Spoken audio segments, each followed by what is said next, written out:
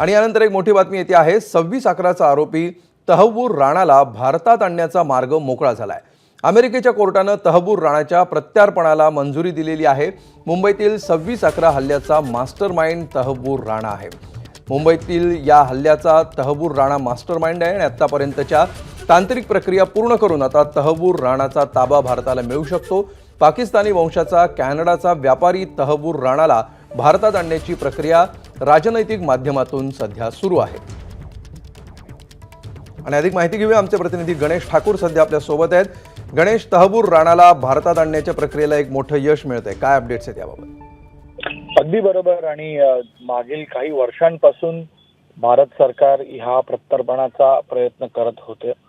2020 मध्ये माझी माहिती आहे की 10 जून 2020 ला भारत सरकारनं तहव्वूर हुसेन राणाची अटक करून त्याच्या प्रत्यार्पणासाठी अर्ज केला होता, तक्रार केली होती, ज्याला बायडन सरकारनं त्यावेळेला मंजुरी दिली आणि प्रत्यार्पणासाठी अमेरिकन सरकारनं त्यावेळेला भारत सरकारला होकारही दिला होता।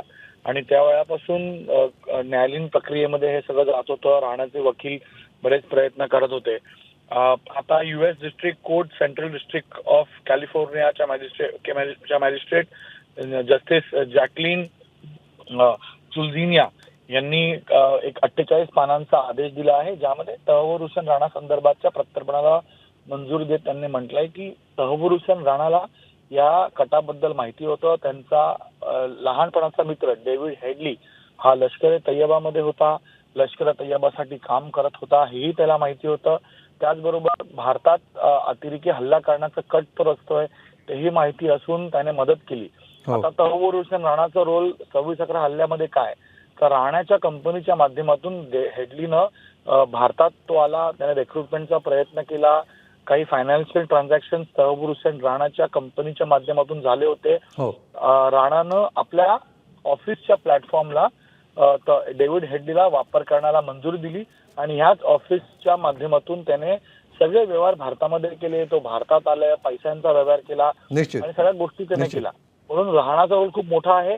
यासाठी त्याचं प्रत्यार्पण झालं पाहिजे असं मत कोर्टचं होतं आणि कोर्टानं आता होकार दिलेला आहे। निश्चितपणे भारताच्या प्रयत्नांना हे एक मोठं यश मानलं जात आहे।